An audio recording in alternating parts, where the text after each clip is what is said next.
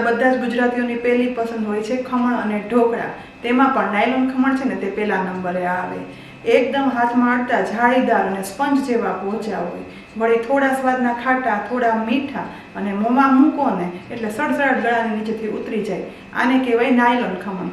તો કિચન સિરીઝમાં આજે આપણે આ નાયલોન ખમણ ઇન્સ્ટન્ટ બનાવશું અને તે પણ પાપડ, ખાર, લીંબુના ફૂલના ઉપયોગ વગર પરફેક્ટ માપ સાથે, જેથી તમે પહેલી વખત પણ બનાવતા હશો ને નાયલોન ખમણ ઘરે તો પણ એકદમ પરફેક્ટ બનશે. ઇન્સ્ટન્ટ નાયલોન ખમણ બનાવવા માટે પરફેક્ટ માપ હોવું ખૂબ જરૂરી છે.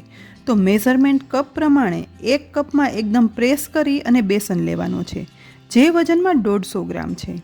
અહીં 150 ગ્રામ બેસન સામે અડધી ટીસ્પૂન મીઠું, જે વજનમાં 3 ગ્રામ છે તેટલું લીધું છે. તેની સાથે 1 ટીસ્પૂન ખાંડ, જે વજનમાં 7 ગ્રામ છે. આજે આ ખમણમાં આપણે બેકિંગ સોડા અથવા તો પાપડ ખાંડ નહીં વાપરીએ. તેના બદલે શું વાપરશું અને કેટલા પ્રમાણમાં વાપરશું ને તે હું તમને આગળ કહીશ. ખમણ બનાવવા માટે હંમેશા બેસન છે ને તે ફરસાણવાળાની દુકાન પરથી જ લેવાનું, અથવા તો પેકિંગમાં આવતા બેસન વાપરવાના બદલે ચણાની દાળને દળાવી અને તે લોટ વાપરવાનો. તો જ નાયલોન ખમણ છે ને તે એકદમ જાળીદાર બનશે. ઇન્સ્ટન્ટ નાયલોન ખમણ બનાવવા માટે શરૂઆત મિશ્રણ બનાવવાથી નહીં કરીએ, પણ જે વાસણમાં નાયલોન ખમણ બનાવવા હોય ને તે આવું ઊંચા કાંઠાવાળું વાસણ લઈશું. મેં અહીં કેક કન્ટેનર વાપર્યું છે. હવે આ કન્ટેનરમાં થોડું એવું તેલ ઉમેરી અને કન્ટેનરના તળિયે અને સાઈડમાં બરાબર લગાવી લેવાનું છે. તેલ લગાવાઈ જાય ને એટલે ઇડલી ઢોકળાના સ્ટેન્ડમાં તળિયે પાણી ગરમ કરવા મૂકી તેના પર સ્ટેન્ડ રાખી અને તેના ઉપર આ તેલ લગાવેલ કન્ટેનર છે ને તે ગોઠવી દેવાનું છે. ગેસની ફ્લેમ લો જ રાખી અને સ્ટેન્ડનું ઢાંકણ ઢાંકી આ કન્ટેનરને ગરમ થવા રાખશું. કારણ કે પરફેક્ટ જાળીદાર નાયલોન ખમણ બનાવવા માટે બનાવેલા મિશ્રણ ઉમેરીએ ને એ પહેલાં કન્ટેનર ગરમ હોવું ખૂબ જરૂરી છે. હવે નાયલોન ખમણ બનાવવા માટે એક બાઉલ પર ગળણી રાખી તેમાં આ 1 કપ બેસન ઉમેરી દેવાનું છે. આ બેસનને ચાળણી વડે ચાળી લઈશું. ખમણ બનાવતા પહેલાં લીધેલો બેસન ચડાયેલો હશે ને તો બેસનમાં લમ્સ નહીં રહે અને ખમણ બન્યા પછી એકદમ સરસ ટેક્સચર આવશે. માટે બેસનને ચાળી લેવું. ચડાયેલા બેસનને સાઈડમાં રાખી હવે પોળા બાઉલમાં 1.5 લીંબુનો રસ ઉમેરશું. સાથે તેમાં માપ પ્રમાણે 1 ટીસ્પૂન ખાંડ અને અડધી ટીસ્પૂન મીઠું પણ ઉમેરી દેવાનું છે. હવે આ ત્રણેય સામગ્રીને એકદમ સરસ રીતે વિસ્કરથી ત્યાં સુધી મિક્સ કરવાના છે કે લીંબુના રસમાં ખાંડ અને મીઠું એકદમ સરસ રીતે ઓગળી અને મિક્સ થઈ જાય. અહીં જુઓ, હવે ખાંડ, મીઠું ઓગળી અને લીંબુનું મિશ્રણ બની તૈયાર થઈ ગયું છે. તો આ સમયે આ મિશ્રણમાં માપ પ્રમાણે પોણો કપ પાણી ઉમેરશું. સાથે તેમાં 1/4 ટીસ્પૂન જેટલો હળદર પાવડર અને 1 ટીસ્પૂન તેલ ઉમેરી ફરી બધું મિક્સ કરવાનું છે. ખમણ બનાવવા માટે પરફેક્ટ માપ સાથે સામગ્રી લેવી, સાથે પરફેક્ટ ટાઈમે સામગ્રી ઉમેરી અને મિક્સ કરવી. ટૂંકમાં એક પછી એક સ્ટેપ બાય સ્ટેપ બધું ફોલો કરવું ખૂબ જરૂરી છે. બધું મિક્સ થઈ જાય ને એટલે હવે ચાળેલો 1 કપ બેસન આ રીતે ધીમે ધીમે કરી પાણી, લીંબુ, ખાંડ, મીઠાના બનાવેલા મિશ્રણમાં ઉમેરી દઈશું. લોટ ઉમેર્યા પછી તુરંત જ એક સાઈડ વિસ્ક કરતા જઈ આ રીતે મિક્સ કરવાનું છે. આ રીતે એક સાઈડ ચલાવવાથી શું થશે કે આપણે પાણીમાં બધો બેસન સાથે ઉમેર્યો હોવા છતાં પણ બનતા મિશ્રણમાં જરા પણ લમ્સ નહીં પડે. બસ લગભગ 1 થી 1.5 મિનિટ ચલાવતા એકદમ પરફેક્ટ માપ સાથેના પાણી ઉમેર્યું હોવાથી આપણે જોઈએ ને એ પ્રમાણે ખમણનું પરફેક્ટ મિશ્રણ બની અને તૈયાર થઈ ગયું છે. મિશ્રણની કન્સિસ્ટન્સી પણ અહીં તમે જોઈ શકો છો કે કેવી રાખવાની છે.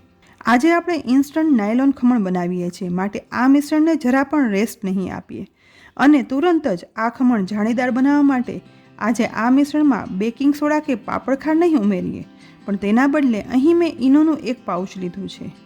આ ઈનોમાંથી મેઝરમેન્ટ પ્રમાણે 3/4 ટીસ્પૂન જેટલો ઈનો લઈ બનાવેલા બેસનના મિશ્રણમાં ઉમેરી દેવાનું છે.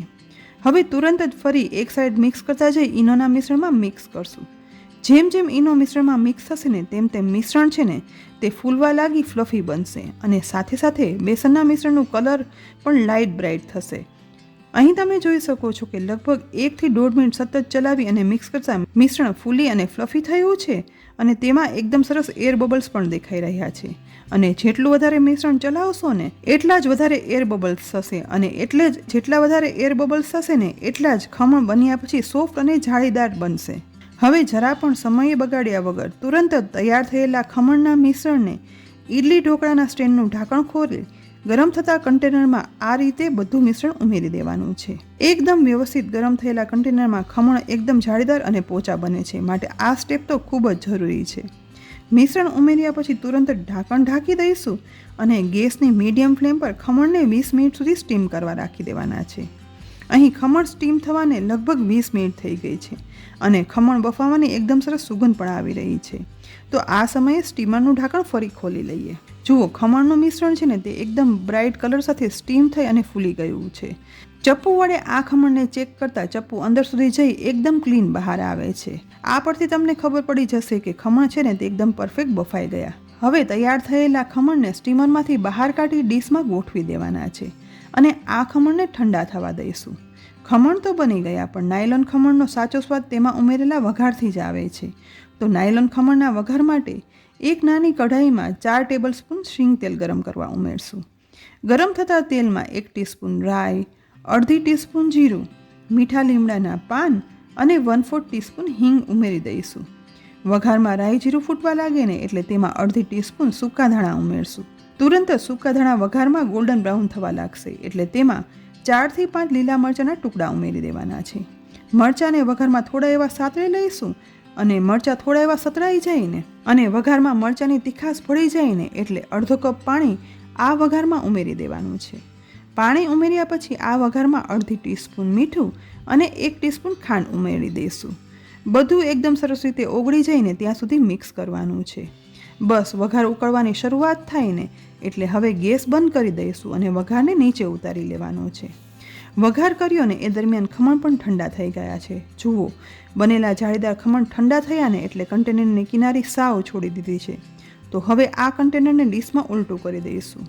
તુરંત જ બનેલા ખમણ કન્ટેનરમાંથી અલગ થઈ જશે. અહીં બનેલા ખમણમાં કિનારી પરથી જ જોઈ શકાય છે કે તે કેટલા જાળીદાર થયા હશે. હવે ઠંડા થયેલા આ ખમણને ચપ્પુ વડે કટ પણ કરી લેવાના છે. જુઓ, કટ લગાવતા સમયે ચપ્પુ એકદમ અંદર સુધી જતું રહે છે. એવા સ્પંજ જેવા પોચા સોફ્ટ ખમણ બન્યા છે અને અંદરથી તરત એકદમ સરસ જાળી પણ દેખાઈ રહી છે.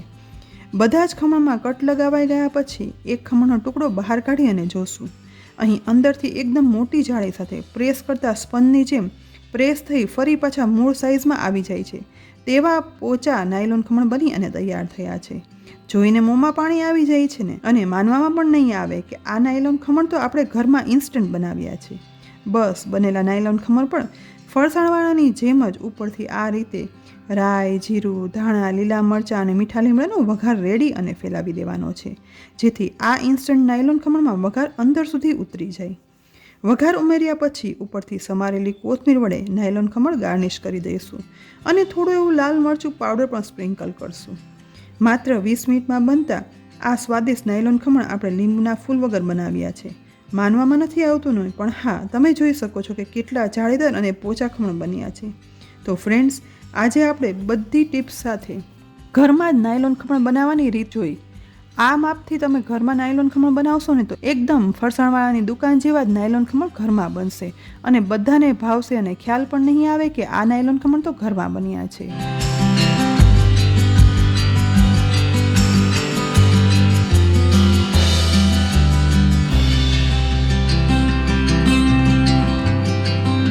ફ્રેન્ડ્સ, આજની નાયલોન ખમણ બનાવવાની રીત તમને કેવી લાગી? કોમેન્ટ બોક્સમાં લખી અને જરૂરથી કહેજો.